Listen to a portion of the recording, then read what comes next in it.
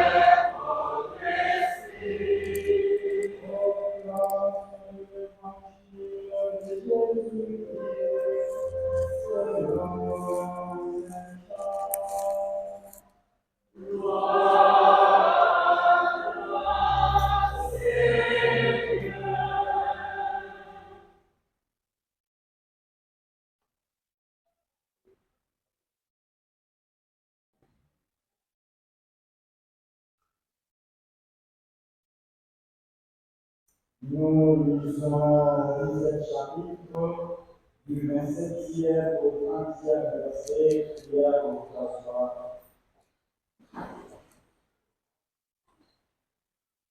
Jésus avait dit aux Juifs, je suis le bon pasteur, le très berger. Il leur dit encore, mes brebis écoutent ma voix. Moi, je les connais et elles me suivent. Je leur donne la vie éternelle. Jamais elles ne périront. Personne ne les arrachera de ma main. Mon Père, qui me les a donnés, est plus grand que tout, et personne ne peut rien arracher de la main du Père. Le Père et moi, nous sommes un. Acclamons la parole de Dieu.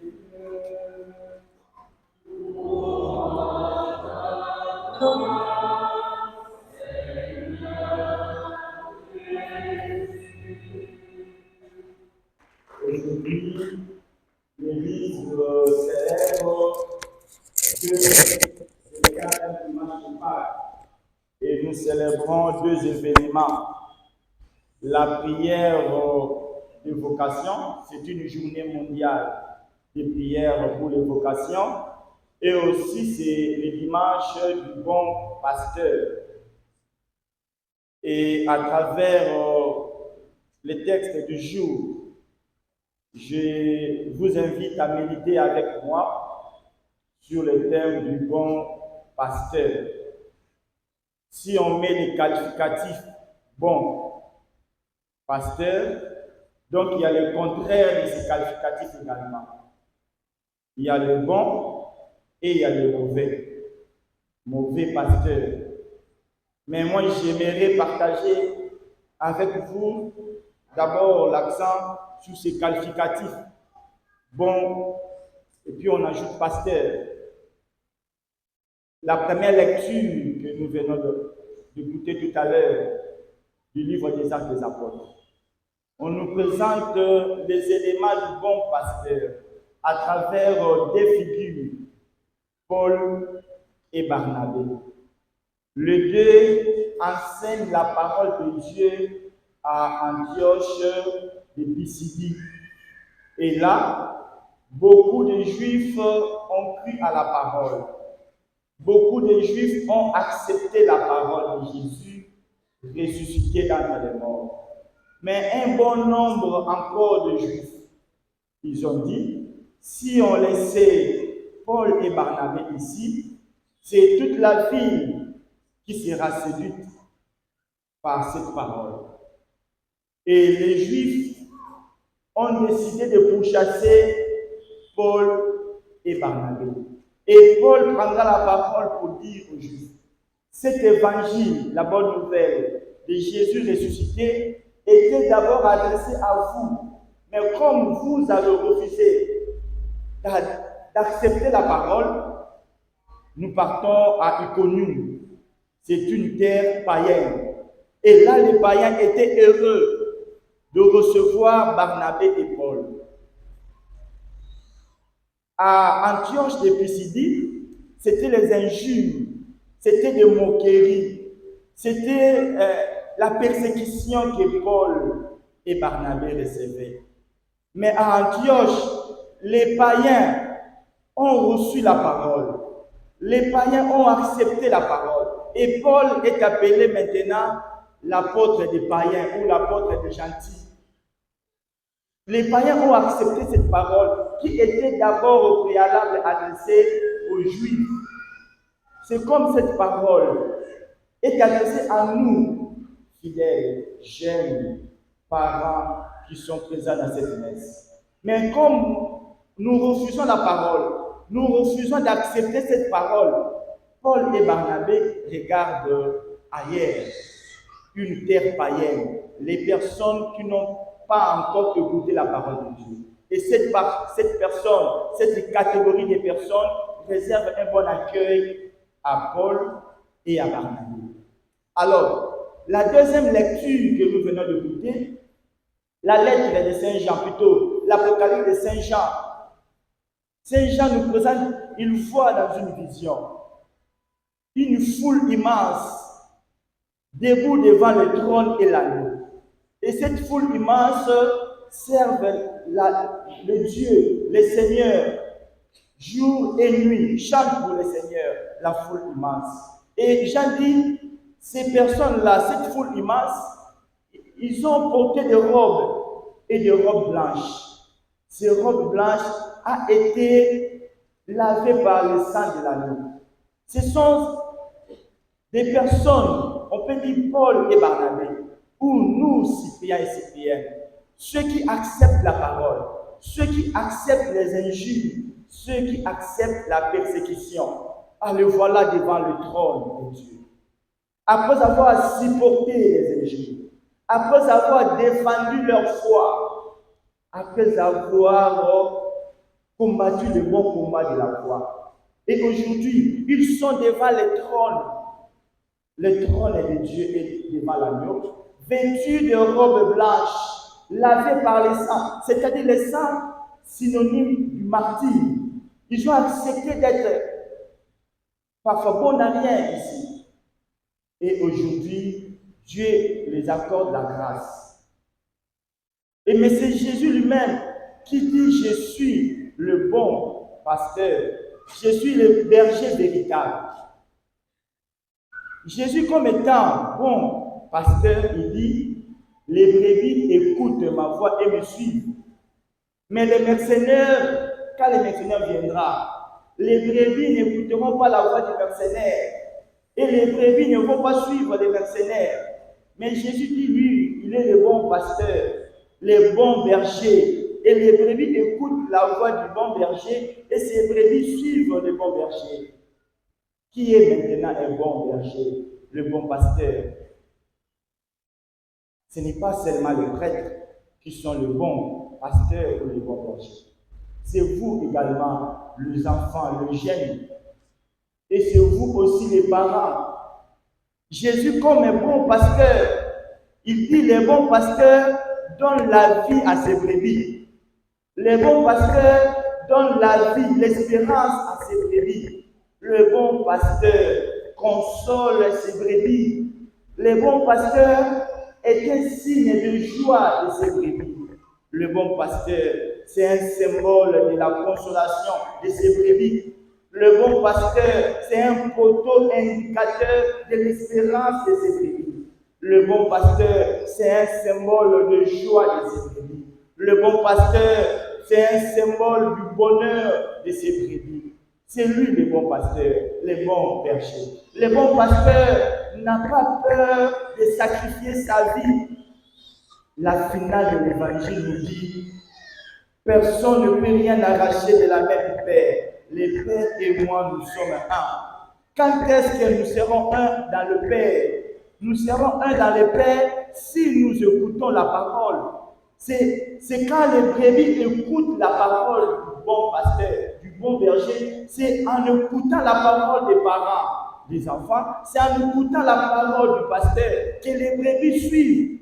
On forme maintenant une communauté, la communion, l'unité. On ne peut pas former une famille quand, dès le départ, les enfants n'écoutent pas les parents. Comment la famille sera composée? La famille est composée de papa, maman et les enfants. Et quand dans cette famille, l'écoute est au centre, le verbe écouter, nous écoutons avec les cœurs. Je l'ai déjà dit ici, c'est différent du verbe entendre. Écouter. Quand les enfants écoutent les parents, et là on forme la famille, une famille qui écoute. Et cette famille sera unie. C'est ça, Jésus.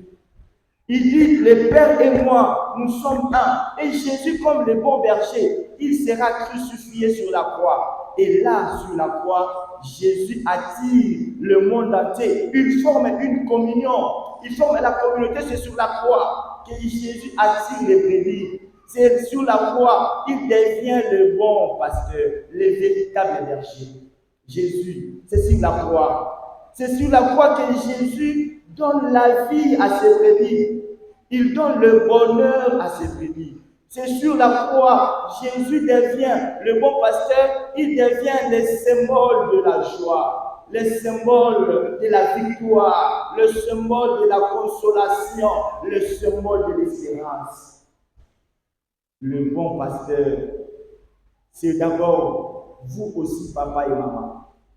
Est-ce que votre famille est une famille de couple, papa et maman?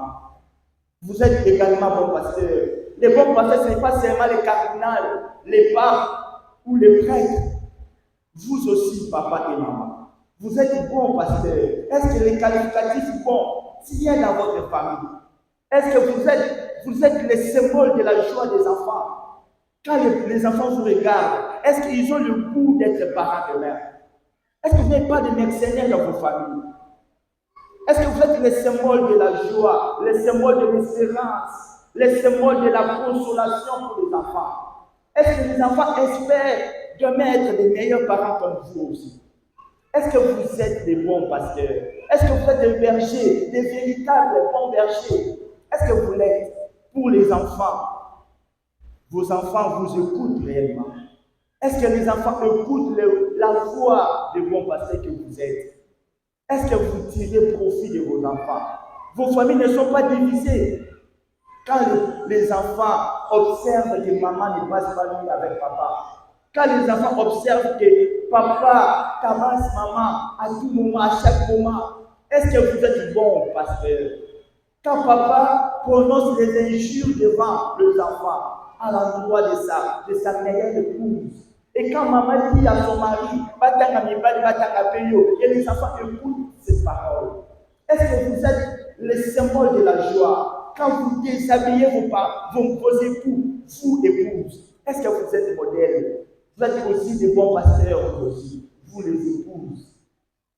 Pour vos maris, est-ce que vos maris sont heureux qu'ils disent aujourd'hui, je suis heureux de trouver ma femme, mon épouse, la chair de ma chair. Elle est pour moi aussi véritable berger, le bon pasteur. Sinon, maman, midi et soir, prononce ses injures à l'endroit de son mari, celui qui l'a rallumé. Est-ce que vous êtes bon pasteur? Vous, papa, est-ce que vous êtes bon pasteur pour votre chère épouse? Vous avez payé la dot, vous l'avez épousée devant l'État et devant l'Église. Est-ce que vous êtes bon pasteur pour votre épouse? Et vous, les parents, est-ce que vous êtes bon pasteur pour vos enfants? Déjà, les parents ne connaissent même pas la date de naissance des enfants. Comment les enfants vont vous écouter? Votre propre enfant, vous ne connaissez pas la date de sa naissance. Vous ne connaissez même pas là où votre fils était, fréquente l'université, attend à Kawala, oh, l'enfant fait du PC. Est-ce que vous êtes bon pasteur aujourd'hui? Les bons pasteurs, c'est celui qui donne la vie et la vie éternelle. Jésus dit, moi je suis le bon pasteur. Personne n'arrachera dans ma main la vie que je détiens de mes brebis. Je ne vais perdre aucune brebis sera perdue dans mes mains, parce que c'est le Père qui est le Tout-Puissant. Mais vous, comment vos enfants sont dans la vie aujourd'hui? Et le Seigneur vous posera la question. Vous étiez parents, je vous ai donné des enfants. Où sont-ils? Pourquoi vos enfants ne sont pas scolarisés? Pourquoi vos enfants sont aujourd'hui pour là? Le Seigneur vous posera la question. Est-ce que vous êtes bon berger pour les enfants? Et moi, y compris prêtre, est-ce que je suis bon berger pour le fidèle que l'Église m'a confié? Est-ce que je suis le symbole de la consolation? Est-ce que je forme la communion? Que tous soient un. Est-ce que nous sommes tous unis? Est-ce que moi, comme pasteur, je vous propose un modèle de vie en vous me voyant vivre? Est-ce que j'incarne en moi l'espérance, la consolation, le bonheur? Ou bien ma manière de vivre vous décourage, comme les enfants sont découragés de vous voir. Ils disent, Monsieur l'abbé, on va la rater. Ceux qui n'attendent pas comme maman, ou papa, on va la rater. On va la rater. On va la rater. Papa, bêta maman. Est-ce que vous êtes bon pasteur? Ces enfants aujourd'hui prennent dans la rue à cause de vous. Ces enfants aujourd'hui sont perdus à cause de vous. Ces enfants aujourd'hui dansent matin, midi, soir dans les réseaux sociaux, dans les TikTok, ils sont à moitié nus à cause de vous. Où va le monde? C'est à cause de vous. Vous n'êtes plus bon pasteur, vous êtes de mauvais pasteurs. Que le Seigneur vous aide. Que cette célébration eucharistique vous aide d'être de bons pasteurs. Celui qui se sacrifie, celui qui incarne l'espérance, celui qui incarne la consolation. Quand les parents vous voient, alors qui est mon papa, papa est à l'esprit. Mais pour le moment, le papa est à quel de mani. Maman Zongi au sol de mani. Quand maman se promène avec un pan dans sa voiture, alors que le chocolat, la zone de Kalikana, c'est un mine dans mon corps, la mise sur la. Quand maman elle-même se laisse nue dans les réseaux sociaux, et puis elle dit, même ces jeunes filles, jeunes garçons, et demain ils seront aussi parents.